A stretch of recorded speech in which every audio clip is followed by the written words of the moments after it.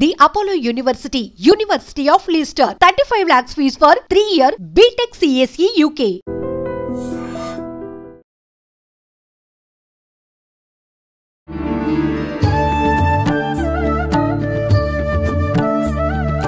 నమస్కారం, welcome to I dream. ధర్మ మార్గం విత్ విజిత కార్యక్రమానికి స్వాగతం.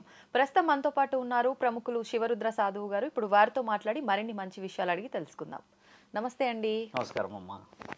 గురుగారు, ఈ మధ్య కాలంలో మనం వింటూ ఉన్నాం, మామూలుగా మన దేవతారాధన చేస్తూ ఉంటాము, కానీ చేసినప్పటికీ దేవతల కన్నా కూడా పితృదేవత ఆరాధన అంటే మనం పూజలు చేయడం, కొబ్బరికాయలు కొట్టడం, ఈ రకమైన ఆరాధన కాదు కానివ్వండి, వాళ్ళకి ఏదో ఒక కృతజ్ఞత తెలుపుకోవడము, వాళ్ళని నిర్లక్ష్యం చేయకుండా ఉంటే దేవతలకు మించి పితృదేవతల అనుగ్రహం ఉంటుంది, అది చాలా మంచిది ఉండాలి అని.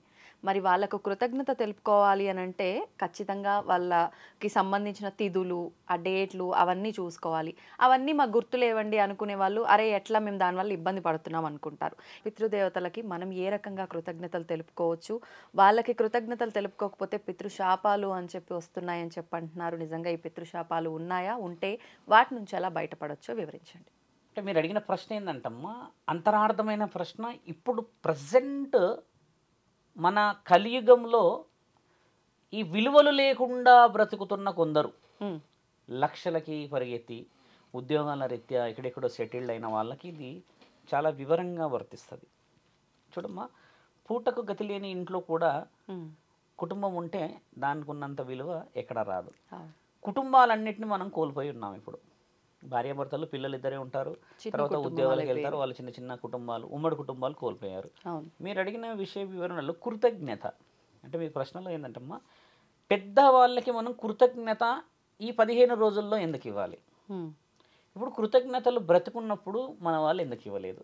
ఇది కొంచెం డెప్త్గా చూస్తే అమ్మా, బ్రతుకున్నప్పుడు ఆశించిన చూపు, బ్రతుకున్నప్పుడు కోరుకున్న ప్రేమ, బ్రతుకున్నప్పుడు నువ్వు పెడతావేమో ఒక ముద్దెడు, ఒక అన్నం నా పిల్లలు నన్ను పిలిచి అని ఎదురు చూసిన ఆ క్షణాలలో నువ్వు చూయించలేని కృతజ్ఞత ఈ 15 రోజుల్లో చూయిస్తే ఆయన కృతజ్ఞతుడు అవుతాడా? ఇది చాలా వివరంగా పోవాల్సిన ప్రశ్న. అవునండి. పితృదేవతల శాపం ఎవరికి తగులుతుంది? పితృపక్షాలు ఎందుకంటాం? మహా ఆలయ పక్షాలు అంటే ఏమిటి? తెలంగాణ ప్రజలు పెద్దర అమావాస్య ఎందుకు చేసుకుంటారు? మనదేమో అమ్మ మీరు అన్నట్టుగా అమావాస్య తర్వాత మొదలవుతున్న గడియలు ఒకటి అనుకుంటే, ఇంకొక గడియ పౌర్ణమి తర్వాత వీళ్ళు 15 రోజులు చేసేది. మీరు అన్నట్టుగా ఈ 15 రోజులు మొదలుపెట్టి అమావాస్య దాకా వస్తుంది. ఆ తర్వాత మన వాళ్ళు పండగ విషయాలు వివరణలు పోతుంటారు. ఆ తర్వాత పెద్ద అమావాస్య వచ్చిందని చెప్పేసి మన వాళ్ళు 9 రోజులు పెట్టి కొన్ని కార్యక్రమాలు, ఆ బతుకమ్మలాడే కార్యక్రమాలు, ఇది తెలంగాణ ప్రజలది వేరు. ఇప్పుడు మహా ఆలయ పక్షాల్లోనే మహా ఆలయ పక్షం, పక్షం అని అంటే నేను ఇటువైపు ఉన్నాను అని రుజువు చేయడానికి ఒక ఆలోచన. పక్షం అంటే మీ పక్షం ఉన్నారా, మా పక్షం ఉన్నారంటే, ఆలయ పక్షం అంటే ఆత్మలు వచ్చేసి దేవుడి పక్షాన ఉన్నారు కాబట్టి ఆలయం అన్న పేరు తీసుకొచ్చారు. ఈ 15 రోజులు ఆత్మలు దేవుడి దగ్గరికే ఉండాలి. ఎందుకు ఉండాలి అసలు? దాని అంతరార్థం ఏమిటి? ఈ 15 రోజుల్లో దేవుడి దగ్గరికి ఆత్మలు ఎందుకు పోతాయి అని అంటే, మహా ఋషులు అంటే వేదశాస్త్ర పండితులు చేసిన మహా ఘనకార్యం ఇది. ఎందుకంటే ఆత్మలు క్షణిక ఆలోచనతో చనిపోతాయి. కొన్ని కొందరు చిన్న చిన్న ఏజ్లో చనిపోతారు, కొందరు యాక్సిడెంట్ చనిపోతారు. మళ్ళీ ఇంకోటి ఏంటంటే కొందరు పెద్దవాళ్ళు రోదనతో చనిపోతారు. పితృశాపం అక్కడ, మన వాళ్ళ పెద్దవాళ్ళకి కలిగేది అక్కడ. ఏడుపు, బాధ, రోదన. ఎలా అంటే అమ్మా, పిల్లలు చూడట్లేరని, ఆస్తి అంతస్తులు లాక్కుంటున్నారని, లేకపోతే మనల్ని నెలకి పంపించాల్సింది పంపించకనో, లేకపోతే కోడలు అడ్డొచ్చిందనో, లేకపోతే ఇంకెవరో అడ్డలు వచ్చారో అని చెప్పేసి తల్లిదండ్రుల్ని ఒకేసారి రోడ్డుకు ఈడుస్తున్న వాళ్ళు వందల్లో ఉన్నారు కదా. ఇలాంటి వాళ్ళు దీన్ని ఖచ్చితంగా ఫాలో చేయాలి. చనిపోయిన తర్వాత అయితే నువ్వు నీ తల్లిదండ్రులకు ఏం చేసావు అనేది ఈయన గారు సంవత్సరానికి 2 సంవత్సరాలకు గుర్తు చేసుకుంటాడు కదా. ఇక్కడ నువ్వు గుర్తు చేసుకోకున్నా కూడా వాళ్ళు కళలోకి వస్తూ ఉంటారు. ఆ కళలకు అర్థం ఏమిటి? కొంచెం మమ్మల్ని ఎవరో వెంబడిస్తున్నట్టు, లేకపోతే మా అమ్మనో మా తాతమ్మనో లేకపోతే ముత్తమ్మనో కూర్చొని ఇట్లా గడప దగ్గరే ఒక రోదనలాగా ఏడుస్తున్నట్టు నాకు కనబడింది స్వామి అని అంటారు. ఇది గమనించాల్సిన అవసరం. కొంతమంది పిల్లలు నాన్నమ్మ కనబడేట్టు అయింది నాకు అని అంటారు, లేకపోతే ఆ ఇంట్లో ఎవరో కూర్చున్నట్టు కనబడింది అయినా అని కొన్ని హింట్లు వస్తూ ఉంటాయి కదా. మళ్ళీ అందరికీ రావు ఇవి, కొందరికే వస్తాయి. అలా ఏం చేస్తారు, ఏదో ఒకటి చేయాలని ఎవరో సాధువునో పురోహితున్నో ఇంకెవరినో కలిసేసి ఫలానా వివరణ తీసుకుంటే ఇలాంటి చెయ్యాలమ్మా అని అంటారు. ఈయన వాళ్ళ పుణ్యం ఎలా వస్తుంది అంటే, ఇలా వస్తున్నారు అంటే వాళ్ళకి సంబంధించిన క్రతువులు చేయాలని గుర్తు చేస్తున్నారు. చేయాలని కాకుండా నీవు నాకు చేయాల్సిన బాధ్యతలని సక్రమంగా నిర్వర్తించలేవు కావున శరీరాన్ని మాత్రమే నేను వదిలాను, నా ఆత్మ నేను వదలలేకపోయాను. ఈ ఆత్మ పరమాత్ముడి చరణాల దగ్గరికి చేరితేనే మరో జన్మకి నీకు శ్రీకారం కానీ మరో జన్మకి ఇంకేదైనా ఒక వివరణ రావచ్చును.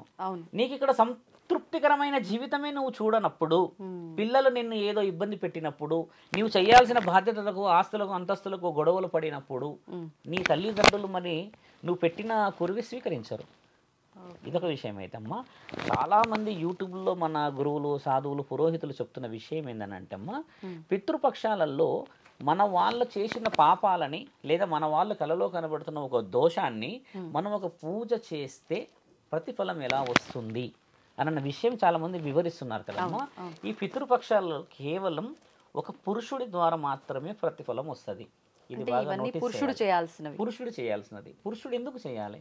ఇప్పుడు పితృపక్షం అని అంటే అమ్మ, పితృవులకి మనం ఇచ్చే, ఇందాక వివరించా గుడి గోపురం ఎలా ఉంటుందని, ఒక ఆత్మ శాంతించడానికి ఒక పురుషుడే ఎందుకు కొరివి పెట్టాలి? ఇది మన వాళ్ళకి తెలియాల్సిన విషయం. చాలా మంది ఇప్పుడు 2 తల్లిలు ఉన్నారమ్మా, 2 బిడ్డలే ఉంటారు.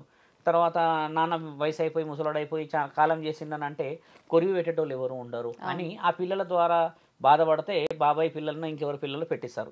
ఎవరూ లేని దగ్గర 2 పిల్లలే ఉన్నారే అనుకోండి, వాళ్ళకి పెళ్ళిళ్ళు అయితే అమ్మా బిడ్డ యొక్క కొడుకుల ద్వారా కూడా తండ్రి కొరివి నడుస్తుంది. ఇది మన శాస్త్రంలో దాగున్న విషయాలు చాలా మందికి వివరంగా తెలియట్లేదు.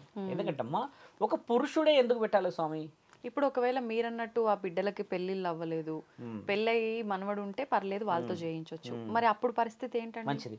ఇప్పుడు కాటి కాపరి మగవాడు, మోసేవాళ్ళు ఒక 4 ఉంటారు ఒక మగవాళ్ళు. మనకి మనవాడు మంచోడు మనోడు అని అనుకున్న ఒక పురుషుడు పెడితే నీకు మరోసారి జీవితానికి అర్హత వస్తుంది. ఎందుకు వస్తుంది స్వామి? దాని అంతరార్థం ఆడపిల్లలు పెడితే ఎందుకు రాదు? ఆడపిల్లలు కూడా పెడుతున్నారు కురివి, అది ఆనవాయితీ తత్వం. ఇప్పుడు పితృదోషం అనేది ఎక్కడి నుంచి వస్తుంది అనేది ఏంటంటమ్మా, ఒక పురుషుడు ఒక స్త్రీ కలిసిన తర్వాతనే ఒక పిండం ఏర్పడుతుంది కదా. అంటే ఒక జీవితం ఆ ప్రారంభం కావడానికి ముఖ్య కారకులు ఎవరయ్యారు ఇక్కడ? పురుషుడు. స్త్రీ పురుషుడమ్మ. ఇప్పుడు మామిడి విత్తనం తీసుకొచ్చి పెట్టాను అనుకో తల్లి, మామిడి విత్తనం నేను ఎక్కడ పెడతాను? ఒక భూమి బాగున్న చోట, అది బాగా రాగలుగుతుంది చెట్టు అన్న దగ్గర దాన్ని అంతా చూసుకొని పెడతాను కదా. అక్కడ పెట్టేటప్పుడు మామిడి విత్తనం ఒకవేళ చెట్టు రాగలుగుతుంది అన్న దగ్గర మాత్రమే పెడతాం కదా. అలాగా పురుషుడు ఒక విత్తనం లాంటి వాడు. బాగా గమనించాల్సిన ప్రశ్న, పితృదేవతల యొక్క దోషము మన దగ్గర ఎందుకు ఇంకా అలా బలంగా పాతుకపోయి పరిష్కారాలు దొరుకుతలేవు స్వామి అని అన్న విషయానికి ఏంటంటమ్మా, ఒక పురుషుడు మాత్రమే ఎందుకు చెయ్యాలి అని అంటే, పురుషుడు పెడితే ఒక పితృపక్షానికి అర్థము ఆయన మరో జన్మకి అవకాశము దొరుకుతుంది. ఎందుకంటే పురుషుడి ద్వారానే ప్రత్యుత్పత్తి వ్యవస్థ అభివృద్ధిలోకి వచ్చింది. స్త్రీ పాత్ర ఏంది ఇక్కడ? ఇప్పుడు మనం అక్కడ స్త్రీని తక్కువ చేసినట్టు కాకుండా, స్త్రీ పురుషుడు కేవలమైన వీర్యశక్తిని మాత్రమే ఇస్తాడు, కానీ ఈవిడ వచ్చేసేసి ఒక జీవిత కణాన్ని మొత్తం 9 నెలలు గర్భాన్ని మోసి రక్తపు మాంసపు ముద్దలన్నీ బిడ్డకు సిద్ధం చేసేలాగా ఉంటుంది. అంటే పురుషుడి పాత్ర కేవలం వెలిగించడమే, కానీ ఆ వెలుగుని అందించడం మాత్రం స్త్రీ పాత్ర. అందుకే స్త్రీలు ఏడుస్తారు. మీరు గమనించాల్సిన ప్రశ్న, ఒక చావు తీసినప్పుడు ఎంత బాధ గట్టి గట్టి గట్టి ఎందుకు ఏడుస్తారంటే, తల్లిదండ్రుల యొక్క రక్తంతో పురుషుడు ఇచ్చిన వీర్యంతో 9 నెలల రక్తస్రవమే పుట్టిన కొడుకు. ఇది ఆమె కొట్టుకొని ఏడుస్తుంది కదా, నా బిడ్డ నా బిడ్డ అని ఎందుకు ఏడుస్తుంది అంటే 9 నెలలు. ఇది తెలుసుకోవాలి చాలామంది యువకులకు తెలవాలి.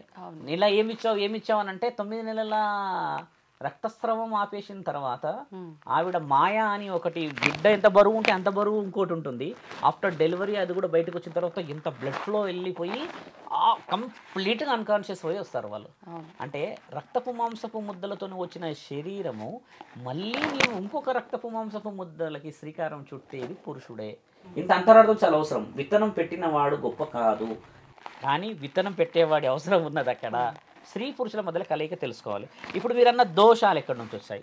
ఈ దోషాలలో పురుషుడి పాత్ర ఇలా మాట్లాడడం స్వామి, స్త్రీ పాత్ర ఇలా చెప్పామన్నప్పుడు దోషం ఎక్కడ వస్తుందని అంటే అమ్మా, ఒక పురుషుడు బాధ్యతాయుతముగా తల్లిదండ్రుల బాధ్యతలని నిర్వర్తించినప్పుడు, కొందరు భార్య మాటలు ఏమింటారు, తల్లిదండ్రులు పట్టించుకోరు. కొందరు ఏం చేస్తారు, ఉన్న ఆస్తి కోసం బాగా మాట్లాడతారు, ఆ ఆస్తి ఇచ్చేదాకా తల్లిదండ్రులని నడి రోడ్డుకి ఇడుస్తారు. నిన్న వచ్చిన సమస్య, నిన్న మాట్లాడిన మాట, ఈరోజు తేదీ 2వ తారీఖు, 1వ తారీఖు రోజు జరిగిన విషయము నా దగ్గరకు 5 ఎకరాల స్థలం రాసి ఇవ్వాలి తండ్రి కొడుకుకి. రాసి ఇచ్చాడు ఆల్రెడీ కొన్ని ఎకరాలు, ఒక 2 3 ఇచ్చాడు. ఊర్లలో గతంలో చాలా మందికి ఉండేటి కదా, 10 సంఖ్యలో ఉండేటి. ఇంకా రాసి ఇవ్వాలి. నువ్వు రాసి ఇవ్వకపోతే నేను నిన్ను చంపేస్తా అని గొడ్డలు పట్టుకుని పంచాయతీలో నిల్చున్నాడు. ఇప్పుడు చంపేస్తా అని గొడవ. ఇక ఈయన ఏమంటున్నాడు, నీకు ఇస్తా బిడ్డ నేను ఇయ్యను, మరి నన్ను అమ్మని ఎవరు చూసుకుంటారు, నీ కర్మ నువ్వు చూడు, ఎందుకన్నావు నన్ను, ఈ వర్షం చూడండి ఎలా ఉందో, నీ కర్మ నువ్వు చూడు, నన్ను ఎందుకు అన్నావు అని అంటే ఇది ఎక్కువగా వింటున్నాం. నిన్ను కనడానికి నువ్వు కనీసం పెట్టోనికే నీకు ఓపిక లేదు, సంపాదించే ఓపిక నీకు లేదు, ఆ ఎకరం భూమి కొనడానికి నీ దగ్గర ₹1 లేదు. వాళ్ళు తాతల ముత్తాతల నుంచి తీసుకొచ్చిన ఆస్తి పంచాయతీ పెడితే పంచాయతీ పెద్ద మనుషులు ఇచ్చే తీర్పు కొడుకే కదారయ్యా ఇచ్చేయనంటే మరి ఈయన ఎక్కడ పోవాలి, ఎక్కడికి పోవాలి? వాళ్ళ బాధ ఏంటంటమ్మా, కొడుకుకు నేను సచ్చినాకైనా పోయేదే కదా, మరి ఇప్పుడు పెట్టేది ఎవరు? అలాంటి వాళ్ళకి తగ్గుతుంది శాపం. ఇది నిజమైనది. మనిషి బ్రతుకున్నప్పుడు నువ్వు ఒక కారపు ముద్దలు పెట్టలేని బ్రతుకుకి సచ్చినాక ఆటలకు వస్తావా తల్లి?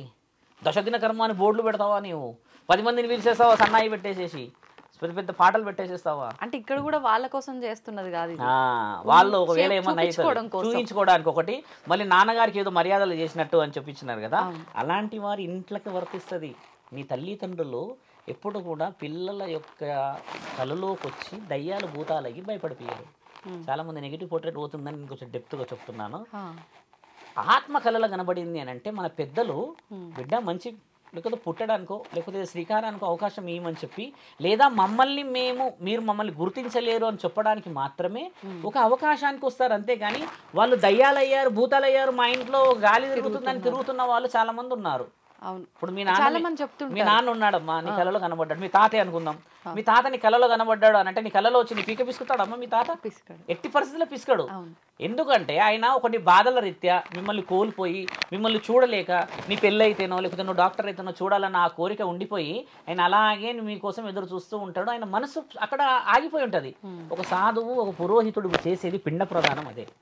ఏమంటాడనంటే, ఇలా పలానా విషయంలో మీరు పుట్టకపోతే మీ యొక్క ఆత్మరోధన, మీ యొక్క విశేష వివరణ ఈ కుటుంబంలో ఇబ్బంది చేస్తుంది. ఇప్పుడు ఒక గాలి ప్రభావం ఎలా ఉంటుందంటమ్మా, 4 మనుషులు ఉన్నారు, ఇప్పుడు 5 మంది ఉన్నాం కదా, ఇప్పుడు ఆయన గారు ఒకళ్ళు ఏడుస్తూ ఉన్నారే అనుకోండి, ఊరికే మన ఇద్దరు మాట్లాడుకోగలవా? అసలు కాన్సన్ట్రేషన్ కూర్చుంటుందా? అలాంటిది ఒక ఆత్మ ఏడుస్తే పంచభూతాలు మనకు సహకరించవు. ఇది అసలైన దరిద్రం. ఎందుకంటే ఆత్మ ఎవరికి కనబడుతుంది తల్లి? నీకు నాకు కనబడదు, పంచభూతాలకు కనబడుతుంది కదా, పాములకి పశువులకి లేకపోతే ఉన్న అన్ని దేవాది దేవతలకు కనబడుతుంది కదా.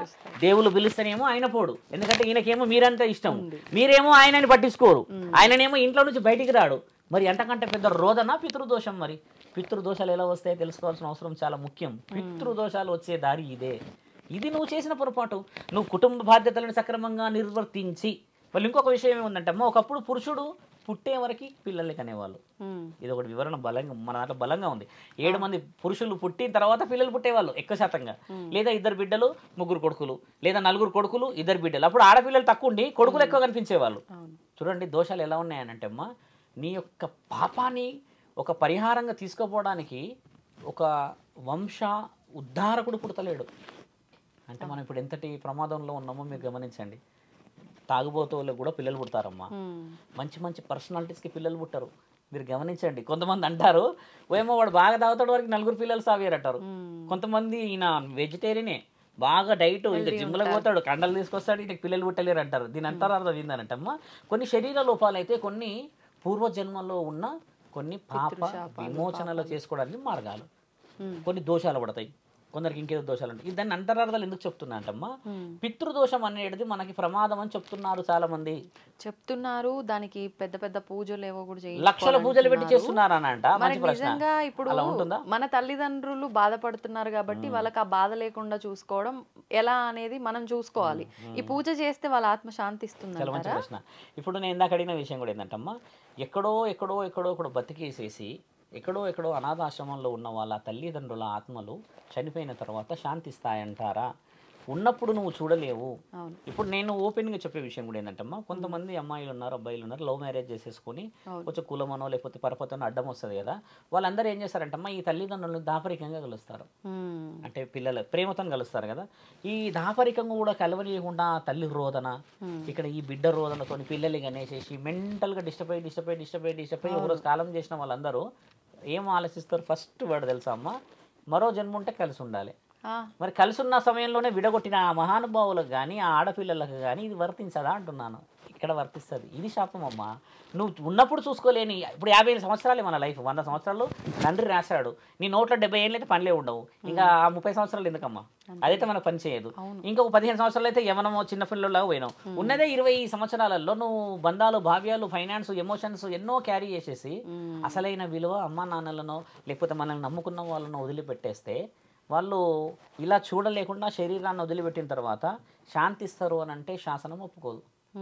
శాసనం ఏం ఒప్పుకుంటుంది అంటే అమ్మా, వాళ్ళకి చేయాల్సింది ఏంటంటే నీ ఇల్లు గెలవాలి మొదట. ఎలా గెలుస్తావు ఇల్లు? నీ బాధ్యతలు ఉన్నాయి. ఇప్పుడు భార్య భర్తలు ఇద్దరితో పాటు ఉమ్మడి కుటుంబం, తల్లిదండ్రులు ఊర్లో ఉంటారు. ఇప్పుడు పండుగలు పబ్బాలకు పోతాము, పండుగ 4 రోజులు అయిపోయిన తర్వాత వచ్చిన తర్వాత తల్లిదండ్రులు ఉంటారు కదా, వాళ్ళు ఆశించేది కూడా ఆ 4 రోజులు రావాలని, మరి మంచిగా ఉండాలని. వచ్చేటప్పుడు నా కొడుకు ఏం తెస్తావు చెప్పమ్మ, నువ్వు ఊరికి పోయేటప్పుడు అమ్మ కట్టలేని చీరనా లేకపోతే కట్టలేని బట్టలా, నువ్వు తెచ్చుకుపోయే 100 రూపాయల చీర కూడా కట్టుకొని ఊరంతా చూపిస్తుంది. అది ఎందుకు చేయలేము మనము? వీడికి మనం కొరియర్ చేసేస్తామే, ర్యాపిడోలు బుక్ చేసేస్తామే, ఇవన్నీ బుక్ చేసేస్తే ఆ ఎమోషన్స్ క్యారీ అవుతాయా? ఇవి క్యారీ చేయలేని మనము శాపాన్ని ఖచ్చితంగా అనుభవించాలి.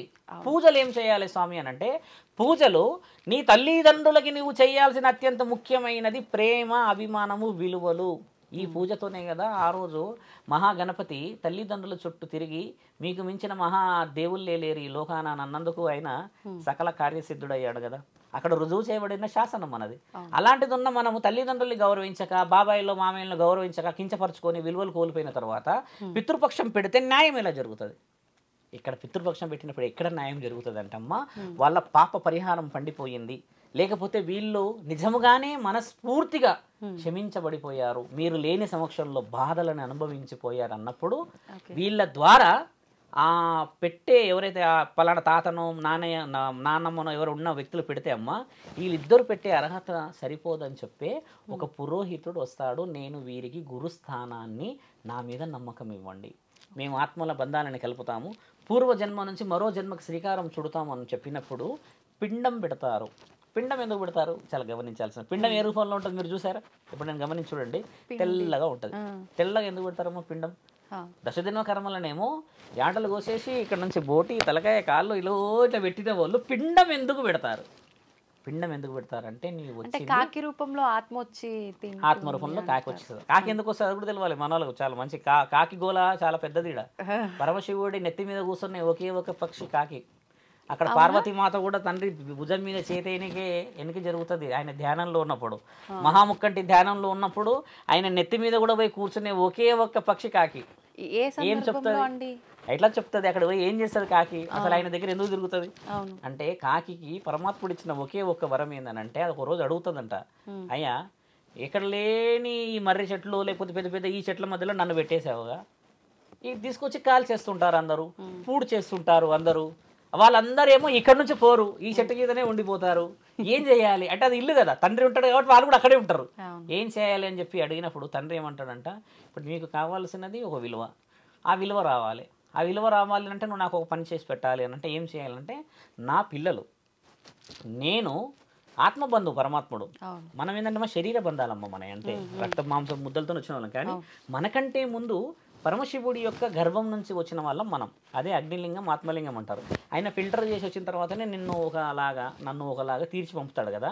నా పిల్లలు నా దగ్గరికి రావట్లేరు, ఎందుకంటే వాళ్ళు కష్టాలు, సుఖాలు, నష్టాలు, ప్రేమలు, అభిమానాలు అన్నీ చూసి అలసిపోయి నా దగ్గరికి వస్తే నేను ప్రశ్నిస్తానేమో అని, లేకపోతే నువ్వు తప్పు చేసావేమో అని అడుగుతానని భయపడుతున్నారు. కాబట్టి నీవు వెళ్ళి నీకు ఇష్టమైన ఈ జీవితం అంతా మరో జన్మ పుట్టడానికి నీకు అవకాశం ఉన్నది, నువ్వు మారుతావా అని చెప్పి ఒక ప్రశ్న నువ్వు అడిగినప్పుడు వాళ్ళు నిన్ను నాకు ఇష్టమే అని అంటే, ఆ ఇష్టంగా ఆ కుటుంబ వ్యక్తులు పెట్టిన ఆ పిండ ప్రదానం ఏదైతే మనం పెడతామో, ఆ ఇస్తరాకిలో పెడతాం కదా, అన్ని పెడతాం, ఆ పక్షి పెడతాం కదా, అప్పుడు ఈ కాకి ఆయన సరే అని అంటే అది వచ్చి తినిపోతుంది.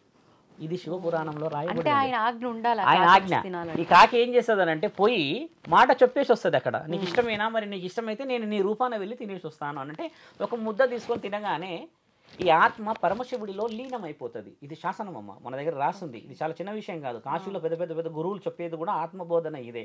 అప్పుడు ఈ ఆత్మ అంగీకరించినట్టు, ఈ అంగీకారానికి ఇది వెళ్ళి తండ్రి చెవులో చెప్పినట్టు అనమాట. అది అలా తిరుగుతూ కూర్చున్నప్పుడు ఆత్మకి శాంతి జరగాలనడానికి మార్గం. ఇప్పుడు మీరు అడిగిన విషయం ఏంటంటే కాకి ఇది ఎందుకు పిండమే అంటే పిండం తిన్నది కాకి. మీరు గమనించండి, మనం పెట్టే కొన్ని పదార్థాలలో ఏదో ఒక పదార్థం ఇష్టంగా తీసుకొని వెళ్తుంది. కొందరు ఉంటాయమ్మా అసలు తీసుకోదు, అది ఎంతసేపు అయినా తీసుకోదు. అక్కడ పెట్టి పెట్టి పెట్టి పెట్టి అలసిపోతారు, 2 గంటలు 3 గంటలు అయినా కూడా తీసుకోరు. నీళ్ళలో కలిపి బలగం సినిమాలో లాస్ట్ ఎండింగ్ లో చూపించిన సిచ్యువేషన్ అదే. వీళ్ళందరూ ఓకే అయిపోయినాక ఆయన హ్యాపీగా వచ్చి స్వీకరిస్తాడు. ఇట్ ఈస్ వాట్ ఆయన చూపించింది రియాలిటీ, రియల్. అది తెలంగాణ ప్రజలకి చాలా అద్దం పట్టిన సినిమా. ఇది వివరించబడిన సినిమా, ఇది రాయబడిన వివరణ. మళ్ళీ పురాణాల్లో రాశారు, ఇది శివపురాణంలో ఉంది తల్లి. ఇది ఇలా ఒక 4-5 లైన్లలో దాని గురించి రాయబడింది. ఇప్పుడు మీరు అన్నట్టుగా ప్రశ్నకు వస్తే అమ్మా ఆత్మశాంతి జరిగినట్టే కదా. అలా అయితే జరిగినట్టే. పిండం తెల్లగా ఎందుకు ఉంటుందంటే అమ్మా, నీ వచ్చింది పిండ రూపాననే. పిండం అండం, పిండం, బ్రహ్మాండం. అంటే తండ్రి ఏమో బ్రహ్మాండం, తల్లి ఏమో పిండం. తండ్రి ఏమో ఇప్పుడు అండం పిండం కలిసిన తర్వాత బ్రహ్మాండాధికత ఎందుకంటే ఈయన ఇచ్చిన ఆత్మనే కదా నీకు. ఇప్పుడు ఇద్దరు కలయికలో కలిసింది. కలవక ముందుకు ఆత్మబంధువు ఎవరు? పరమశివుడైనా దేవుళ్ళైనా. అలా రావడం చేత బ్రతుకున్నన్ని కాలం శరీరంలో రుచి అవసరమమ్మా. నువ్వు తినగలవా? మామూలుగా తెల్లన్నం పెడతాయి ఇప్పుడు, పోనీ ఇంకేదైనా పెట్టినా తినగలవా? రోజు సాంబార్ తినగలవా? తినలేవు. కాబట్టి మనిషి చనిపోయినాక రుచి ఎరగడు కాబట్టి పిండం తెల్లగా పెడతారు. నీవు తీసుకెళ్ళేది ఏమీ లేదు, వాసన కూడా నీవు చూడలేవు. నీవు తీసుకొని వచ్చిన ప్రాంతము, నీవు బ్రతికిన ప్రాంతం తల్లి గర్భగుడిలో తెల్లగా ఆత్మరూపంలో వచ్చావు. నా దగ్గరికి వచ్చేటప్పుడు కూడా పిండ రూపాననే వస్తున్నావు. అదిగో అదే సాక్షి. అందుకే శవానికి తెల్లబట్ట చుడతారు. ఏం తీసుకొచ్చావో చూయించు. ఏదో ఒక మూలలో ఏదైనా ఉంటుంది కదా, చూయించు అని చెప్పి తెల్లబడితే ఆయన చూయించడానికి ఉలుకు లేదు, పలుకు లేదు. ఉలుకు పలుకున్నప్పుడే నిన్ను మూలగొడేశారు మీ వాళ్ళు. చనిపోయిన తర్వాత ఏం తీసుకొస్తారు? This is what. ఒక సాధువు ఏం చేస్తాడనంటే, ఒక పురోహితుడు ఏం చేస్తాడంటే, ఒక పౌరోహితుడు ఏం చేస్తాడనంటే, అబ్రబ్రహ్మలోకాలకి అధిపతి అయిన మీరు ఈ ఆత్మల శాంతి కావాలని చెప్పి వంశ ఉద్ధారకులని, వంశాన్ని మోయడానికని శరీర రూపం కానీ పురుష రూపానికి వీళ్ళందరికీ అందించవలేను, దానికి మేము సాక్షి అని చెప్పి పురోహితులు ఇచ్చిన మంత్ర ఉచ్చారణ అందుకుంటాడు పరమాత్ముడు. ఎందుకంటే యువర్ గ్యారంటీడ్ పర్సన్, నీకు సెక్యూరిటీ నేను, నా మాటనే వింటాడు. ఎందుకంటే నీకు చెప్పేవాళ్ళు వినకపోతే నా అవసరం ఎందుకు వచ్చింది? నీకు చెప్పేవాళ్ళు ఉండి రాకపోయేది కదా.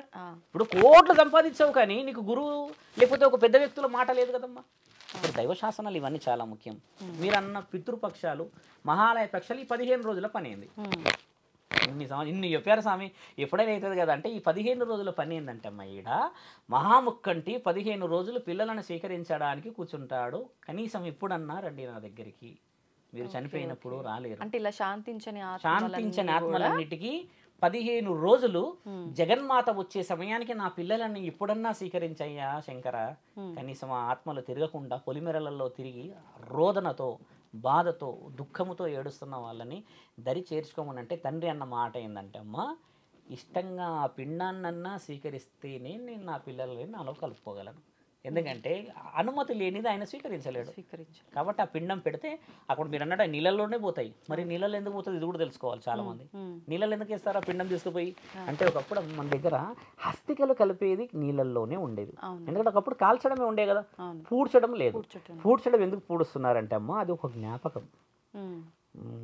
నా భార్య నాకు చాలా సహకరించిందని, ఆవిడ వచ్చినాక కలిసి వచ్చిందని, మా అమ్మ మా నాన్న అంటే నాకు చాలా ఇష్టమని, ఆ ఇష్టాన్ని వీళ్ళు వదలలేక, ఒక శ్మశాన వాటికలో పెట్టలేక, వాళ్ళు తీసుకొచ్చి పొలంలో పెట్టి పాలరాతితో కట్టుకొని అక్కడ కూర్చొని ఏడుస్తున్న వాళ్ళు లక్షల మంది ఉన్నారు. అది జ్ఞాపకం.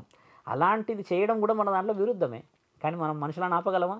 అయినా తండ్రి చూడండి ఎంత మంచివాడు, 15 రోజులు అవకాశం ఇచ్చిండు ఇప్పుడు అన్నారండి అని. కాబట్టి ఈ 15 రోజులు వాళ్ళు ఇచ్చిన అపాస్టపి. కాబట్టి మనం పెట్టాల్సినది ఏం చేయాల్సింది ఇప్పుడు మీకు అర్థమైంది అనుకుంటాను. ఇప్పుడు ఒకటండి, చాలా మంది చెప్తూ ఉంటారు, అంటే మన పితృదేవతలు, మనకు సంబంధించిన తాత ముత్తాతలు, మన ఫ్యామిలీకి సంబంధించిన వాళ్ళే కాదు, మన అనుకొని మనకు ఎవరైనా అంటే ఫ్రెండ్సే కావచ్చు, మన సర్కిల్లో ఎవరైనా చనిపోయిన వాళ్ళు ఉన్నా కూడా వాళ్ళ తరఫున కూడా మనం ఈ పితృపక్షాల్లో చేయొచ్చు అని చెప్పి వాస్తవమా? ముమ్మాటికి. ఎందుకంటే ఇందాక చెప్పిన ప్రశ్న కూడా అదేంటమ్మా, పురుషుడు ఎవరైనా చేయవచ్చు. నేను ఒక సాధువును కదా, అనాథ ఆశ్రమంలోకి వెళ్ళి ఎవరైనా చనిపోతే నేను కొరివి పెట్టినా అనుకో అమ్మ, వాళ్ళు 11 రోజుల తర్వాత వేరే ఏ తల్లి గర్భంలోనైనా పుట్టేస్తారు. ఎందుకంటే ఒక పురుషుడు వచ్చి కర్మకాండాలు చేశాడు. మొన్న ఒక మిత్రుడు, పేరు తీసుకోకూడదు కానీ, ఆయన గారు అనాథాశ్రమంలో ఎవరు చనిపోయారని వీడియో పెట్టాడు. పెట్టి ఆ చెవు దగ్గర అమ్మ అమ్మ అని అరుస్తూ ఉన్నాడు. ఆ అబ్బాయికి ఈవిడ అమ్మాయి కాదు, ఈయన కొడుకే కాదు, కానీ ఆ వీడియో చూస్తున్న ప్రతి ఒక్కరికి బాధ అయింది. అమ్మ అమ్మ అంటున్నట్టే ఆ తల్లికి నిజమైన వారసులే లేరు, కొడుకులే లేరు. కానీ చూసారా ఈ అబ్బాయి రూపంలో పరమాత్ముడు ఒక అవగాహన పంపితే ఆవిడ ముమ్మాటికి నాకు చాలా హ్యాపీ అవుతుంది. నేను చాలాసార్లు చూసా వీడియో. అంటే అలా పరమాత్ముడు ఏంటంటే ఒక పురుషుడి అవసరం చాలా అవసరం కాబట్టి మరో జన్మకి శ్రీకారం. మీరు అన్నట్టుగా ఎవరైనా పెట్టవచ్చు. బిడ్డలే అన్న విషయం ఏంటంటమ్మా, ఇంకో విషయం ఏమిటంటుందంటమ్మా, బిడ్డల జీవితం నుంచి ఒకవేళ కురివి పెడితే ఆ తండ్రికి మళ్ళీ పుట్టక ఉండదు అని అంటారు. కానీ ఏ జీవి కూడా మళ్ళీ పుట్టకూడదని ఆశించాడు. ఖచ్చితంగా నీ పిల్లలని చూడాలను, మనవడి కావాలను, మనవరాలు కావాలని కోరిక ఉంటుంది ఖచ్చితంగా. మనం అంటాం పెద్ద పిల్లలు, మనం ఇప్పుడు మనమే అంటామమ్మా. నేను నా పిల్లలతో కూడా అంటాను, నేను మళ్ళీ ముసలోనైనాక అన్నం పెడతారా అని అడుగుతుంటా. ఏడుస్తుంటారు, నువ్వు ముసలోనే కావద్దు నాన్న అని పట్టుకొస్తారు. అంటే అది శరీరం, పిల్లల అవసరం చూస్తుంటారు. ఇప్పుడు కొంచెం తెల్లగా అయిపోయినాయి అంటే నేను అయిపోతా అంటే వాళ్ళు ఫీల్ ఎట్లా అవుతారంటే మా నాన్న ముసలోడు అయిపోతాడా అన్న ఫీల్కి వచ్చేస్తారు వాళ్ళు. అంటే ఇప్పుడు నాకేమనిపిస్తుంది, నా పిల్లల కడుపులో కుట్టాలనిపిస్తుంది, కానీ నేను పోయి అక్కడ శ్రీదేవి కడుపులో కుట్టాలని ఉంటుంది. అమ్మ నీ రక్తమే నిన్ను ఆశిస్తుంది, నీ రక్తమే నిన్ను ఆశిస్తుంది. కాబట్టి నీ ఆత్మ పరమశివుడిని కలవడానికని ఆయన కూర్చున్నాడు శ్మశాన వాటికలా. ఇది తెలియనంత వరకు నేను వదిలిపెట్టాను ప్రజల్ని. ఇప్పుడు నిజంగా చనిపోయిన వాళ్ళు వాళ్ళ కుటుంబంలోనే జన్మిస్తారు. వాళ్ళ కుటుంబంలో ఇప్పుడు ఎందుకు జన్మిస్తారు? ఇది మంచి ప్రశ్న. మళ్ళీ ఎందుకంటే అమ్మ కష్టం నష్టం ఇష్టం కారం అన్నమో పచ్చి పులుసో మన ఇల్లు మంచో చెడో అన్నీ చూసిన ఇంట్లోనే ప్రేమ, కోపం, ఆక్రోషం నీ మనుషుల మీదనే చూడాలి. కంప్లీట్ వేరే ప్రపంచంలో నిన్ను యాక్సెప్ట్ చేయరు. ఎందుకంటే వాళ్ళ నియమాలు, వాళ్ళ ఆచారాలు, వాళ్ళ వంశ అంశ దేవి దేవత పూజ నియమ నిబంధనలు వేరు ఉంటాయి. నీవు ఒక అర్హత ఉండడం వల్లనే ఈ జీవితంలో ఉంటావు. కాబట్టి నీవు కొన్ని బాధ్యతలను, కొన్ని రుణాలను ఇదే వంశంలో ఉంటాయి. కాబట్టి you have to fulfil it. అందుకే నిన్ను ఇక్కడ పుట్టిస్తారు. అంతేగాని సడన్గా ఈరోజు నేను మెగాస్టార్ అయిపోయినా ఇంకో దగ్గరికి వెళ్ళేసేసి నేను హితిక్ రోషన్ కావడానికి కుదరదు. నీ బాధ్యత ఏమిందమ్మా? నీ ఆత్మని ఎక్కడ ఫిల్టర్ చేశాడు తండ్రి? ఆయన గర్భంలో ఫిల్టర్ ఏం చేశాడంటే శివరుద్ర సాధువు, ఒక సాధువు కావాలని, లేకపోతే ఒక ధర్మాన్ని కాపాడాలని ఇలాంటి చేసి అవపోసన చేసి ఆ తల్లి గర్భంలో వేసాడు నన్ను. ఆ బాధ్యత ఉంది నాకు అక్కడ. అంతేగాని తండ్రి అక్కడ మీరు అన్నట్టుగానే 4-5 విధాలుగా ఆలోచించుంటే 4-5 విధాలుగా మనకు కోరికలు ఉండేటివి. ఇప్పుడు ఒక చిన్న డౌట్ అండి, కొన్నిసార్లు ఇంట్లో ఫాదర్ చనిపోతుంటారు, చనిపోయిన తర్వాత అప్పటికే కోడలు గర్భంతో ఉండడము ఇలాంటివి చూస్తూ ఉంటాము. అయితే మళ్ళీ ఆమె డెలివరీ అవ్వగానే ఆయనే పుట్టిండు అన్నట్టుగా భావిస్తుంటారు. ఇంకొకటి ఏంటంటే కొన్ని నెలల తేడాతోటి, కొన్ని రోజుల తేడాతోటి వీళ్ళ గర్భంలో నిజంగా జన్మిస్తారా? అలా జన్మిస్తారు అని చెప్పడానికి ముందు ఇంకొక విషయం ఏంటంటే మానవ జన్మ చాలా దుర్లభమైనది, అంత ఈజీగా రాదు. కొన్ని లక్షల జన్మలు తీసుకున్న తర్వాత మనం మోక్షం పొందే మార్గంలో వెళ్తున్నప్పుడు ఎన్నో పుణ్యాలు చేసుకుంటేనే ఆఖరణ మానవ జన్మ. మరి ఇప్పుడు వీళ్ళు ఈ జన్మ ఇక్కడికి ఎండ్ అయిపోయింది మానవ జన్మ, మళ్ళీ ఈ లక్షల జీవరాశులు అన్ని జన్మలు తీసుకున్న తర్వాత ఆఖరణ ఈ జన్మ అన్నప్పుడు ఇంత చిన్న గ్యాప్లో వీళ్ళ కడుపుని ఎలా పుడతారు వాళ్ళు? మళ్ళీ మంచి ప్రశ్న. సంఖ్యాశాస్త్రం మాట్లాడాలి, గణ గుణగణాల విషయం మాట్లాడితే, చరిత్ర అంతరార్థాల విషయ వివరణలు చెప్తే, పురాణ ఇతిహాసాల వివరణలు మాట్లాడితే, ఒక ఆత్మ మానవ శరీరం ఎత్తితే మానవ శరీరమే ఎత్తాలి. ఇంకా అంతే. 84 సార్ల ఈ ధర్మాన్ని నువ్వు ధర్మంగా ఒప్పుకునేంత వరకు పుట్టాలి. కొన్ని వంశాలు ఉంటాయి. మీరు ఇప్పుడు మీ వంశంలో చాలా మంచి వాళ్ళు అనుకుందాం, ఉత్తమమైన వాళ్ళు అనుకుందాం. మీ వంశంలోనే కొంచెం యారగెంట్గా ఉన్న వాళ్ళు వస్తారు.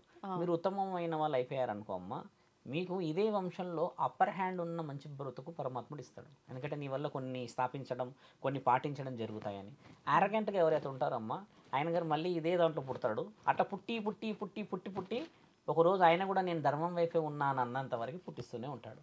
పరమాత్ముడు అంతిమ లక్ష్యం ఏంటంటమ్మా, మానవ శరీరం అంతా ధర్మం అనేది ధర్మంగా సుభిక్షంగా ఈ ఉన్న ప్రజలందరూ ఒకరినొకరు ఈర్ష్యాద్వేషాలు వదిలిపెట్టేంత వరకు నీకు మానవ జన్మ ఉంటుంది. దానికి రుజువు ఉందమ్మా. మళ్ళీ ఎలా పుడతారు స్వామి అని అన్నదానికి రుజువు కూడా ఉంది. మన దగ్గర గరుడ పురాణంలో రాయబడి ఉంది ఒక ఆత్మ ఎన్నిసార్లు పుడుతుంది అని. 84 సార్లు ఆత్మ జీవితాన్ని తీసుకుంటుంది. ఆడమగలాగా తీసుకోవచ్చు.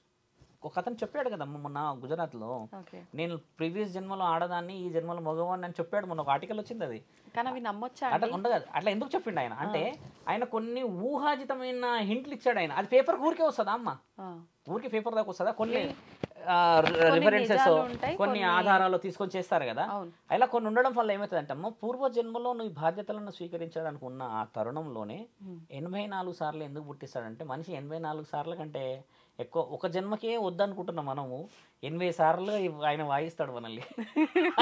ఆలోచించండి మీరు. బుద్ధి తెచ్చుకుంటావా భరిస్తావా? అంత మామూలుగా వాయించాడు. ఇప్పుడు ఎట్లా వాయిస్తాడు చూడండి, బీభత్సం సృష్టిస్తాడు. 85 సంవత్సరాలు 95 సంవత్సరాల మనుషులు ఉన్నారా అమ్మా ఇప్పుడు? 60 ఏళ్ళలోడు ఇప్పుడు వాడు మళ్ళీ రిటర్న్ వస్తాడో తెలియదు బయటికి పోతే. అంత వ్యవహారం ఉన్నప్పుడు ఆయన వ్యూహం తెలిసినంత వరకు మనం అది కాదు, మళ్ళీ మళ్ళీ పుడతాము, ఆ బాధ్యతలు మనకు అవసరము. పుట్టరా ఒకటేసారి ఎన్నో జన్మల పుణ్యఫలం అనడానికి లేదు. ఎన్నో జన్మల ఆలోచన చేసిన తర్వాతనే నీకు మానవ జన్మిస్తాడు. మనందరం రామాయణంలో కూడా ఉంటాం, మనందరం ద్వాపరయుగంలో కూడా ఉన్నాము. అంటే మనందరం ఉన్నామా స్వామి అని అంటే పుణ్యం చేసిన వాళ్ళందరూ ఉన్నారు ఆ రోజుల్లో. పాపం చేసిన వాళ్ళందరూ ఇంకా పరమాత్ముడు ఇంకా ఎంచుతూనే ఉంటాడు కదా. కొంతమంది అమ్మ 11-12 years చనిపోతారు, కొంతమంది 95-96 years వరకు చావరు.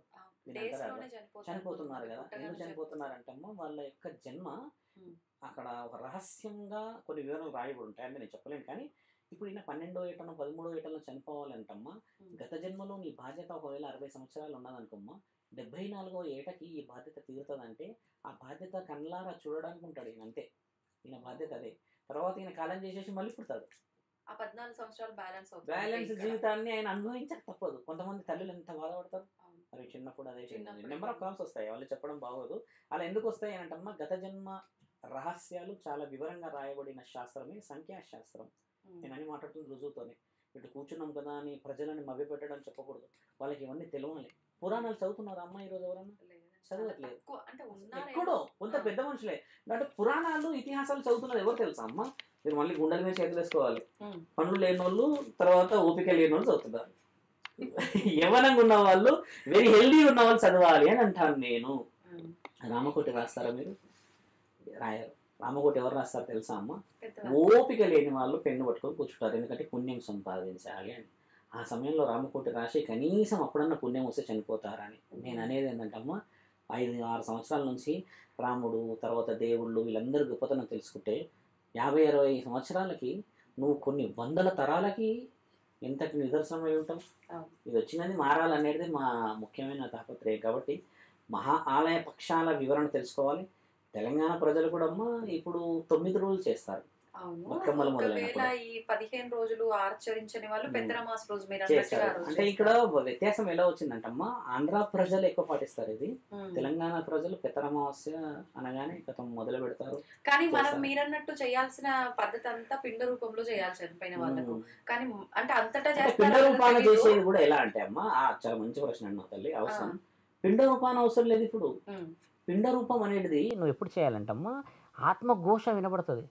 ఆత్మఘోష భయానకంగా కనబడుతుంది. పనులు కావు, స్థలం కొనాలంటే కాదు, ఇల్లు కొనాలంటే కాదు, పిల్లల ఆరోగ్యాలు కింద పడుతుంటారు కదా, ఆ ఘోష చెప్పే పురోహితుడి మీద ఉంటుంది. అప్పుడు ఆ ప్రధానమైన చేసేది వేరుంటుంది.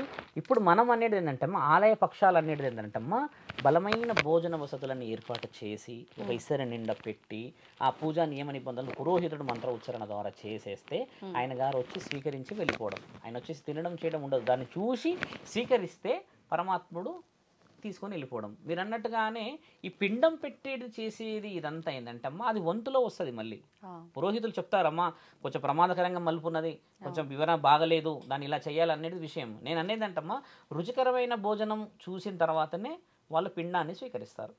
అందుకని ఇది ముఖ్యం. తర్వాత వీళ్ళందరూ మరి గుడికి వెళ్తారు, అదేదో గుడికి మళ్ళీ ఇంకో విషయం ఏమొస్తుందంటమ్మా, ఫలానా గుడిలోకి పోయి చేసుకోవాల్సిన అవసరం లేదు. నీకు సంబంధించినది నీకు దగ్గర ఉన్నాయి. మన దగ్గర కొన్ని క్షేత్రాలు ఉన్నాయి కదమ్మా, నరసింహస్వామి గుడి ఉంది, తిరుపతి ఉన్నది, శ్రీకాళహస్తి ఉన్నది, వేములవాడ రాజన్న ఉన్నాడు, ఇట్లా అన్ని గుడులు ఉన్నాయి. ఏ గుడిలోకి పోయిన పురోహితులు ఎక్కువగా శివాలయానికి సంబంధించిన ఆలయాల్లోనే వెళ్ళాలి. ఎందుకంటే ఆయన్నే కాబట్టి మనకు ప్రాణదాత. మహాముఖంటి ఒకవేళ మీరు అన్నట్టుగా అమ్మ ఎవరి కళలను కనబడితే ఏ రోజు తండ్రిలాగా కనబడ్డాడు మీరు గమనించండి. భిక్షాటకుడి రూపంలో దుమ్ము ధూళి ఇలా అంతా మొత్తం గడ్డం అంతా వచ్చి అది అసలు నడవలేని పరిస్థితుల్లో కనబడతాడు. ఎందుకు కనబడతాడు ఏ రోజన్నా అడిగారమ్మా? ఎవ్వరు కూడా చెప్పారు. కానీ ఒక పెద్ద ఆయన కనబడ్డాడు అంటారు. ఆయన ఎందుకు కనబడతాడంటే, నేను అనుభవస్తుడిని, నాకు తెలియని సమస్యనా, నాకు చెప్పండి అని కనబడతాడు ఆయన. మన వాళ్ళు ఓ ముసలైన కనబడ్డాడు, ఇక పాలాభిషేకం చేసేస్తారు పోయి కథం. ఇంకా ఆ పురోహితులు కూడా అలాగే తగలబడ్డారు. అదొచ్చింది వ్యవహారం. మళ్ళీ అమ్మ ఏదైనా ఉందా, పెద్ద మనిషి వచ్చాడంటే ఏదైనా ఉంది, పిల్లల చదువులా, ఆరోగ్యాలా, పెళ్ళిలా, ఇంకేదన్నా అమ్మ గర్భవతులు ఉన్నారా, ఇంత వివరణ ఎవరు అడుగుతలేరే. అది అడగనంత వరకు తండ్రి ముసలోళ్ళలాగానే వస్తాడు. నా ఆశ ఏంటంటమ్మా, నా తండ్రి ఋషుల భార్యడు పట్టుకొని ఒక్కసారి ఆయన రావడం చూస్తే ఈ శరీరం రాత్రికి రాత్రి వెళ్ళిపోవాలి ఆయన దగ్గరికి, ఇంకెందుకు ఆయన చూసిన తర్వాత అన్నట్టు రావాలి. ఆయన ఇంతవరకు రాలేడు, ఎవరికి వెళ్ళాలి, ఆయన రాడు అసలు. కొంతమంది చెప్తారు శివుడి డైరెక్ట్గా దర్శనం అయింది అంటున్నాడు ఒక ఆయన మహానుభావుడు ఈ మధ్య. ఆయనకు చూపించాలి ఒక రోజు. అలా పరమాత్ముడి ఆజ్ఞని మనం తెలుసుకోవాలి. దేవుడు వదిలిపెట్టాడు తల్లి మనల్ని, మనమే ఆయన ఎన్నో విధాలుగా హింసించాము. సింపుల్ ఒక మాట చెప్పి ముగిస్తానమ్మా. కలియుగంలో రాయి రూపాన్ని ఎందుకున్నాడంటే ఆయన పోదలుచుకోలేడు, రాయి ఎప్పటికీ పోదు కదా. అందుకని శ్రీరాముడు వెళ్ళిపోయాడు, శ్రీకృష్ణుడు వెళ్ళిపోయాడు, సత్యయుగంలో దేవాది దేవతలు వెళ్ళిపోయారు. వెళ్ళిపోలేని ఒకే ఒక్క యుగం రాయి. ఆయనని పంపించేస్తున్నారు మన వాళ్ళు నీళ్ళకి. చూసారా ఎంతటి దాష్టికమైన స్థితిలో ఉన్నాం. మనం మారాలి. పితృపక్షాలు ఇచ్చాడనంటే ఆయన ఎంత గొప్ప ఆలోచన చేస్తే ఆత్మల దగ్గర కలుపుకుంటాడు. నీకెందుకు బాధ్యత అవసరమా అంటే ఇక్కడ చూడండి, ఇప్పటికీ నీకే అప్పచెప్పాడు బాధ్యతలు. నీ ఆత్మ, నీ పిల్లలు నా దగ్గర పంపితేనే నేను స్వీకరిస్తా. అసలైన ఆత్మ బంధువు అయినా రఫ్ అని తీసుకొని పోవచ్చు, రావయ్యా ఈ డబ్బాలో కూర్చోవాలి, అంతే. అలా చేయట్లేదు. న్యాయం ధర్మం చాలా ముఖ్యమైనదమ్మా.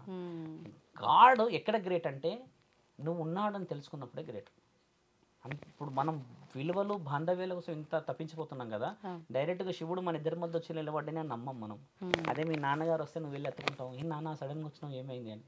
చూసావా, ఆయన కోరేది ఏంటంటే ఆయనని ఆయనలాగా చూసేంత వరకు ఆయన కనబడాడు. ఇది ధర్మం అమ్మ, అందరూ పాటించాలి. గుడులు గోపురాలకు వెళ్ళాలి. తర్వాత 9 రోజులు చేసే ప్రక్రియలు తెలంగాణలో చేసుకుంటారు. వాళ్ళ ఇంట్లో అందరూ బాగుండాలి. మన వాళ్ళు మన కడుపులో పుట్టాలని కోరుకుంటే వాళ్ళు పుట్టేస్తారమ్మా. పుట్టినప్పుడు ఎంతో ప్రేమగా చూసే మనము పెరుగుతూ పెరుగుతూ వస్తే తెలివిగా వెన్నుపోటే ఓడిచేస్తున్నాం. ఆ తల్లిదండ్రుల రోదన మనకు ఉండకూడదు, అక్కా చెల్లెళ్ళ రోదన అసలే ఉండకూడదు, మేనత్తలు మేనమామల రోదన ఉండకూడదు. అని అంటే ఇల్లు కట్టుకున్నప్పుడు, పెళ్ళైనప్పుడు, ఈ పెద్ద మనిషి కార్యక్రమం అయినప్పుడు 21 days చేస్తున్నప్పుడల్లా పెద్దవాళ్ళని గుర్తు చేసుకొని పెట్టుకోవాలి. అలా పెట్టుకుని వాళ్ళే ఇప్పుడు పెట్టుకుంటున్నారు. ప్రతిరోజు గుర్తు చేయాలా వద్ద వాళ్ళని. ఆ ఫోటోలు ఉండవు, చిన్న ఫోటో పెట్టేసుకుంటారు. పెద్ద ఫోటోస్ పెట్టుకుని వాళ్ళని పూజించుకుంటే వాళ్ళకు గౌరవమే. మళ్ళీ ఇంకో విషయం ఏంటంటమ్మా, మీ తాత మన ఇంట్లో పుట్టాడు అని చెప్పడానికి రుజువు ఏం తెలుసా అమ్మా, సేమ్ దిట్టో దిగుతాడు చూడండి ఆయన పోలికలు. ఎంత ఎంత విచిత్రం పరమాత్ముడు, దిట్టో దిగుతాడు తల్లి. అసలు ఏం నడకాలనే ఉండదు. అరే నువ్వు మీ తాత చేసినట్టే చేస్తున్నావు, నమ్మడ కూర్చోగంటారు. అది పరమాత్మ గుణాలన్నా ఉంటది. ఒక ఆవిడ చెప్తుంది, ఆయన గారంటే అదే అరుగు మీద కూర్చుంటుండే అలా పెన్మిట్ వచ్చినప్పుడు. ఇలా మనవాడు కూడా అమ్మ స్కూల్కి పోయేసి ఏ ఉన్నావు ఆవే అని బ్యాగ్ ఆడేసి ఆడనే కూర్చుంటుండట. ఇటునే కూర్చో ఇప్పటికీ ఆవిడ నవ్వుతుంది తెలుసా, మీ తాత ఉన్నప్పుడు కూడా రా నన్ను చంపిండి వచ్చి ఆడ కూర్చొని సిగరెట్ దాగి వచ్చినాడు, బీడి దాగి వచ్చినాడట.